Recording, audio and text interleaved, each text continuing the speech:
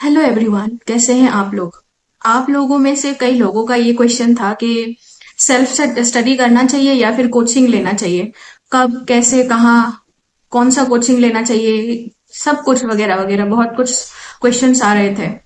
तो मैं स्टार्ट करती हूँ अपने जर्नी से। मैंने आप लोगों को जैसे कि बताया 2019 में मैंने अपना यूपीएससी की तैयारी स्टार्ट किया था। उस टाइम पे मुझे कोई गाइडेंस नहीं था, कैसे पढ़ते हैं, क्या देखते हैं, क्या वीडियो देखते हैं, कौन सा नोट्स बनाना चाहिए, नोट्स कैसा होता है, प्रीलिम्स की तैयारी क्या होती है, मेंस की तैयारी क्या होती है, आंसर राइटिंग क्या होता है, टॉपर्स कॉपी क्या होता है, कब अटेम्प्ट देना चाहिए, क्या कैसे प्रिपरेशन होता है। मुझे कुछ भी नहीं पता था। जो किया मैंने अपने एक दो दोस्त के साथ मिलके किया है, अपने से ही प्लान बनाया, अपने से ही जो मर्जी वो बुक लिस्ट बनाया, जिसने जो बोला वही पढ़ा, जो वीडियोस थोड़ा बहुत अवेलेबल थे वही देखा। मैंने 16-16 32-32 घंटे का वीडियो भी देखा है, क्योंकि उस टाइम पे कुछ समझ ही नहीं था क्या करते हैं क्या नहीं करते हैं। और उस टाइम पे जो 10 12 15 घंटे का जो वीडियो आता था, उस वीडियो में क्लासेस तो थे, नॉलेज तो थे, लेकिन वहां पे एक्स्ट्रा चैट्स भी होते थे, अजीबोगरीब बातें भी होती थी, तो वो वीडियो का लेंथ बढ़ जाते थे। फिर भी मैं देखती थी, क्योंकि मुझे कोई आइडिया ही नहीं था क्या करना है, क्या कैसे करना है। तो मैं आपको बताऊंगी कि आप भी अगर एकदम नए हैं, आपके खानदान में, आपके फैमिली में मेरे जैसे अगर कोई सिविल सर्विस में नहीं है, तो आप मेंटोरशिप ले सकते हैं, गाइड ले सकते हैं। पेड भी मिल जाएंगे, फ्री भी मिल जाएंगे। और मेरा इसीलिए ज्यादा टाइम लगा क्योंकि मैं मेहनत तो कर रही थी, लेकिन मेरा एक डायरेक्शन नहीं था कि किस डायरेक्शन में, कौन से सही डायरेक्शन में मैं मेहनत करूं, क्या करूं। तो आपके लाइफ में भी अगर ऐसा हो रहा है तो आप मेंटोरशिप ले सकते हैं।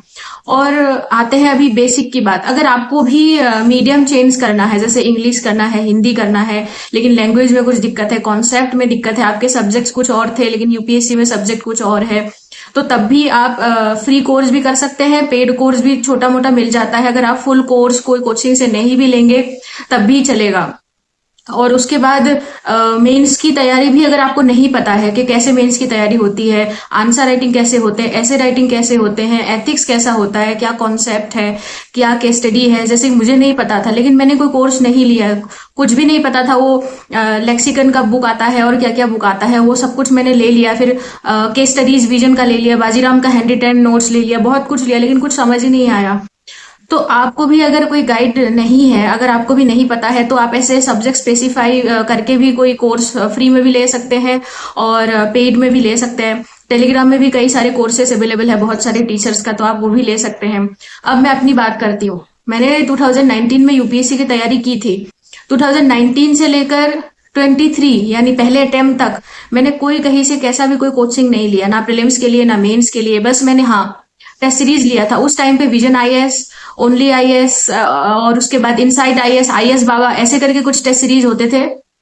तो मैं बस टेस्ट सीरीज लेती तो थी, लेकिन कैसे अटेम्प्ट करते हैं, कब करते हैं, वो भी मुझे पता नहीं था। ले आती थी मैं, लेकिन उसका यूटिलाइज मैं कभी कर नहीं पाई ठीक से। उसके बाद जब 2023 में पेपर थोड़ा डिफरेंट आया, अलग आया, थोड़ा पैटर्न अलग आया, और मेरा सी सेट भी नहीं हुआ, जीएस भी नहीं हुआ, तो मुझे लगा कि सी सेट में मुझे थोड़ा सा कोई स्पेशल फोकस की जरूरत है। 2023 से पहले यानी फर्स्ट अटेम्प्ट से पहले यूट्यूब में जैसा जो जैसा सिखाता था, जैसा वीडियो मिल जाता था, वही मैं पढ़ती थी। लेकिन उससे मेरा कोई काम नहीं बना, क्योंकि मुझे पता ही नहीं था क्या कि कितना पढ़ना होता है। और यूपीएससी में सबसे बड़ी बात यह है कि क्या नहीं पढ़ना होता है, ये जानना बहुत जरूरी है। वरना आप सब कुछ पढ़ते जाओगे और मेरे जैसे भटक जाओगे, एग्जाम कभी नहीं निकलेगा और घर जो है वो लाइब्रेरी बन जाएगी, बस बुक्स खरीदते रह जाओगे आप लोग। जो मैंने किया ये गलती आप लोग मत करना। तो 2023 के फेलियर के बाद मैंने सोचा कि सी सेट के कुछ कोर्स वगैरह लेना पड़ेगा। मेरे तो सी सेट बहुत ही ज्यादा डूबा हुआ है, यूट्यूब में जो अवेलेबल है उससे मेरा काम नहीं चल रहा है। तो 2024 यानी मेरे सेकेंड अटेम्प्ट के लिए मैंने शून्य आईएएस का कोर्स ले लिया। उनका कोर्स जो था वो मेल आईडी में था, ना उसको डाउनलोड कर सकते हैं ना सेव करके रख सकते हैं। और एक वीडियो लगभग 4-5 घंटे का होता है, और हम 3 बार से ज्यादा उसको नहीं देख सकते। तो वो वीडियो में नहीं देख पाए, क्योंकि आरसी का तो ठीक है, लेकिन मैथ्स रीजनिंग का एक दिन में 5-5 4-4 घंटे का वीडियो, अलग अलग चैप्टर्स आ रहे हैं, वो मुझे समझ नहीं आया। उनके कोर्स में कभी नहीं थी, लेकिन दिक्कत मुझे थी क्योंकि मैं समझ नहीं पा रही थी। और जब उन लोगों का क्लास लाइव आता था तो मैं ज्वाइन नहीं कर पाती थी, क्योंकि मैं गांव में रहती थी उस टाइम पे। कुछ अभी भी रहती हूँ, लेकिन उस टाइम पे, उस जमाने में 2024-23 के टाइम पे एकदम ज्यादा नेटवर्क की इशू होती थी। एक कुछ भी लाइव क्लास में ना सीसैट ना कुछ ना कुछ। तो इसीलिए मैं ना मेरा लाइव होता ना मेरा डाउनलोड होता, तो ऐसे ऐसे मेरा रह गया। और मुझे सबसे ज्यादा ये लगा कि ओनली आईएक्स के जो कोर्स थे ना, वहां पे अगर सपोज रीजनिंग करा रहे, रीजनिंग का कोई चैप्टर करा रहे या मैथ्स का कोई चैप्टर करा रहे हैं, तो उस चैप्टर के बाद में कुछ 2-4 पीवाईक्यू लगा देंगे, लेकिन ईयर वाइज टॉपिक वाइज कभी किसी चैप्टर का उन्होंने पीवाईक्यू नहीं दिया। तो ये मुझे लगा कि ये थोड़ा सा पीवाईक्यू नहीं आ रहा है, तो पीवाईक्यू समझ कैसे आएगा, कैसे सॉल्व करेंगे। उसके बाद 2024 में भी मेरा प्रीलिम्स नहीं निकला। 25 में मैंने क्या किया, अपने से ए टू जेड जितना ज्यादा सीसेट का पेपर था 2011 से लेकर लगभग 2024 तक, सीसेट के जितने सारे पेपर थे उसको मैंने ईयर वाइज पूरा का पूरा सॉल्व किया। उसके बाद टॉपिक वाइज भी सॉल्व किया। जैसे पहले तो ऐसे किया मैंने कि टॉपिक नंबर सिस्टम का सारा क्वेश्चन पकड़ लिया, फिर देखा कि नंबर सिस्टम से कैसा क्वेश्चन आते हैं, वो सॉल्व कैसे होते हैं, फिर रीजनिंग के कैसे क्वेश्चन आते हैं, वो सॉल्व कैसे होते हैं। फिर ऐसे ऐसे करके मैंने मैथ्स रीजनिंग पूरा किया, और इसीलिए शायद 2025 यानी मेरे थर्ड अटेम्प्ट में लगभग 79 या 80 कुछ मेरा सीसेट में आ गया था। अब बात करते हैं जीएस की। जीएस का मैंने कोई कोचिंग नहीं लिया था, लेकिन 2023 में जो पेपर था, मुझे लगा कि इतना साल जो मैंने पढ़ाई किया गलत डायरेक्शन में, तो अब क्या करें, अब तो मेरा हो ही नहीं सकता। तो उस टाइम पे अंडरस्टैंड यूपीएससी करके सत्यम जैन सर का यूट्यूब वीडियो आ रहा था, तो उस टाइम पे सर को देख के मैंने सर का थोड़ा मेंटोरशिप प्रोग्राम टाइप का कोर्स था, प्रीवेल कोर्स था, वो मैंने लिया।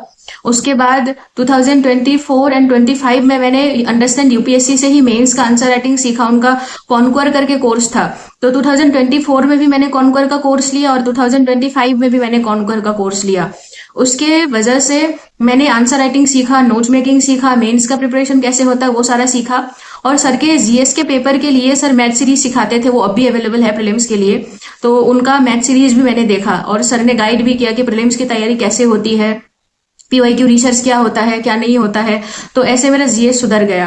तो अगर शायद मैं पहले अगर कहीं से कोई गाइडेंस लेती या मेंटोरशिप लेती, तो शायद मेरा इतना टाइम नहीं लगता, मैं सही डायरेक्शन में प्रिपरेशन करती और शायद मेरा एग्जाम निकल जाता।